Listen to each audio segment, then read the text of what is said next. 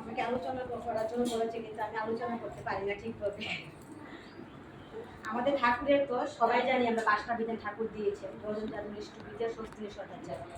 যজন জানুর ইষ্টবিধি মানে সত্যি ইষ্টবিধি যদি আমরা ঠিক ঠিক কাটে কাটে পালন করতে পারি, তাহলে আমাদের জীবনে অনেক দুঃখ কষ্ট দুর্দশা থেকে আমরা দূর করতে পারি।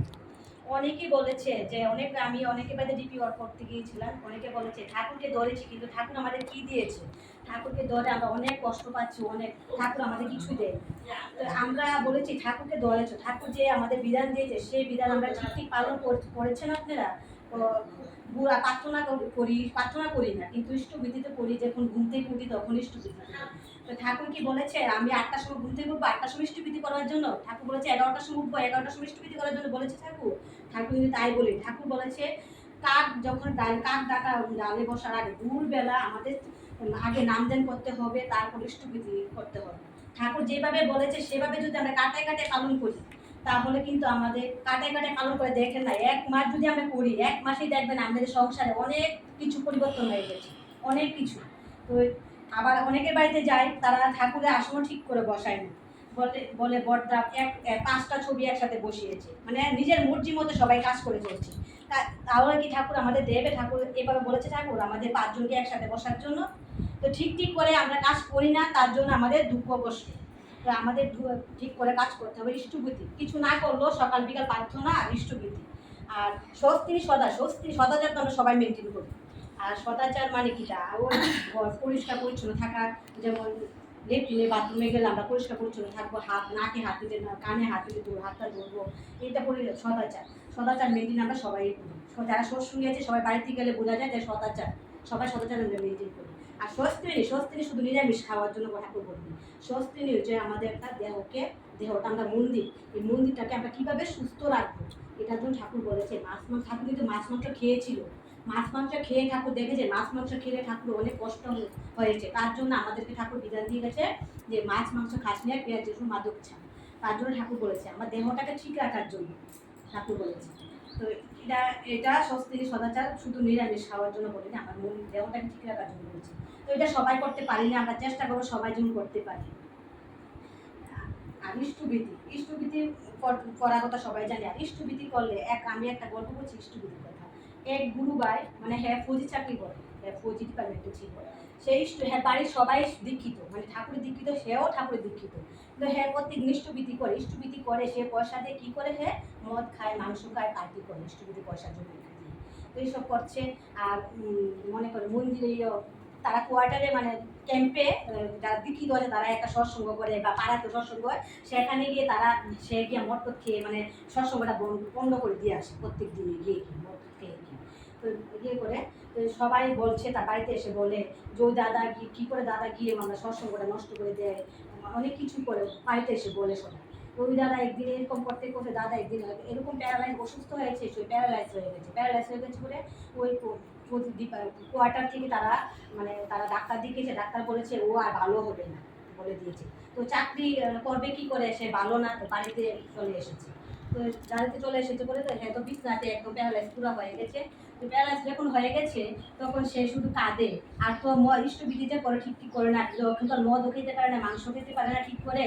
তো হ্যাঁ তো বিছনাতে শুয়ে আছে আর কান্নাকাটি করছে প্রত্যেকদিন বিছনাতে শুয়ে শুয়ে। তো একদিন ঠাকুরকে বলছে আর বাড়ির মানুষ বলছে আমার বাবা কি কোনোদিন ভালো হবে না?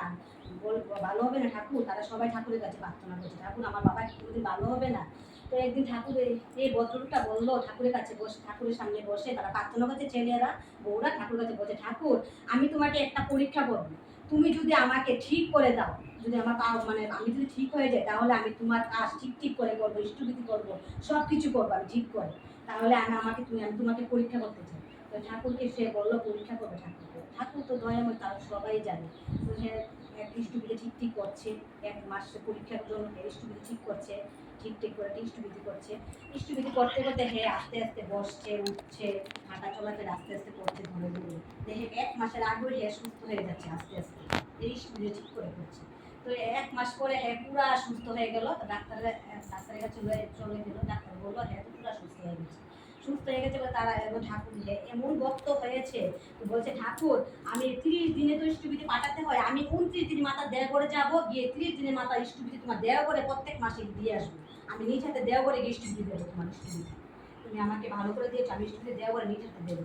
ওই দাদা প্রত্যেক মাসে গিয়ে ইষ্টবিধি দেওয়া করে নিজের হাতে দেওয়া করে দিয়ে আসে গিয়ে ইষ্টবিধি। তারপরে এমন ভালো হয়েছে আশ্রমে যে ক্যাম্পে যারা তাদেরকে মদ যে খেত তারা যখন ওকে দেখতে আসে, হ্যাঁ এত ভালো হয়েছে, ঠাকুরের একজন বড় ঋত্বিক হয়ে গেছে এই দাদা। ইষ্টবিধির কি গুণ, ইষ্টবিধি যদি আমরা ঠিক করতে পারি তাহলে ইষ্টবিধি আমাদের অনেক কিছু করতে পারে, কিন্তু আমরা একটা মরা মানুষকে জেতা হতে পারে ইষ্টবিধি দ্বারা। ইষ্টবিধি এমন একটা ঠাকুর আমাদের একটা বিধানই বলেছে ঠিক করে করার জন্য ইষ্টবিধিটা। আমরা যদি ইষ্টবিধি ঠিক করি তাহলে আমাদের অনেক দুঃখ কষ্ট সব দূর হবে। আমি আমার জীবন থেকেই বলছি, আমার জীবনে এমন একটা ঘটনা হয়েছে যে আমি আজকে এখানে লাল শাড়ি পরে আসতে পারতাম না। আমার স্বামী তো কারেন্ট অফিস চাকরি করে, ও গিয়েছে কারেন্ট ঠিক করতে, ও 5 মিনিট কারেন্টে বড় তারের ভিতরে গাছ যেসব কাটছে 5 মিনিট তারের ভিতরে লেগে আছে, সবাই চলে গেছে ওকে ফেলে, কিন্তু হে জানে হে মারা গেছে। কোনো ঝড় নেই, বৃষ্টি নেই, কিছু নেই, কোথায় থেকে এক বাতাস আসলো, গাছটা তার থেকে চোখ পড়ে গেল, আর ও বেঁচে গেল। সবাই আবার দৌড়িয়ে আসলো, বেঁচে গেছে। তো 5 মিনিট একটা এই লাইন না, কিন্তু ওই এসটি লাইন যে এই লাইনে গাছটা পড়ে আসছিল, গাছটা কাটতে পড়ে গাছটা লেগেছিল। তো এই লাইনে লেগেছে, ও যে বেঁচে গেছে আমি তো জানি না। যখন রাত্রে বাড়িতে আসলো, এসে বললো আজকে তো, আমি বল কিছু খাবে, না কিছু খাবো না, আমাকে দুধ দাও। আজকে তো তুমি আমাকে দেখলে, কি হয়েছে তোমার? তো আমি তো আজকে মরে যেতাম। কি হয়েছে তুমি? আমি তো, তুমি তো মরবে না, আমার ঠাকুর আছে, আমি জানি আমার ঠাকুর যদি থাকে আমার ঠাকুর তোমাকে কোনো কিছু করবে না। আমার জীবন দিয়ে আমি বলছি, ও যদি ইষ্টবিধি ঠিক করে, আর আমরা যদি সবাই ইষ্টবিধি ঠিক করি তাহলে আমাদের সব দুঃখ কষ্ট দূর হবে। আমরা সবাই, আমরা বলছি, আমরা কিছু করেন না করে ইষ্টবিধিটা সবাই ঠিক পালন করবে, কাটায় পালন করবে, নিজের মর্জি মাফিক ঠাকুর যেভাবে বলেছেন সেভাবে করবেন। সেভাবে করে দেখবেন যে আপনাদের জীবনে কি হয়েছে। আমি 2 দিন 3 দিন করে না, 5 দিনের মাথায় আমাদের একটা জীবনে পরিবর্তন আসবেই আসবে, এটা গ্যারান্টি দিয়ে বলেছে ঠাকুর, আমরা নিজেরাই গ্যারান্টি দিচ্ছি 100%। যে ইষ্টবিধি ঠিক করলে আমাদের জীবনে অনেক কিছু পরিবর্তন হবে। আর জন্য বলছি, এই দিদির বাড়িতে মাতৃসময় এত সুন্দর হয়েছে, খুব সুন্দর হয়েছে মাতৃসময়। এই দিদির বাড়িতে কি উদ্দেশ্য দিয়েছে জানি না, দাদা একটু অসুস্থ জানিয়ে দিদি বলছে, দাদা সুস্থ কামনা করে দিদি ছেড়ে দীর্ঘ আয়ু কামনা করে এখানে আমার আলোচনা শেষ করছি।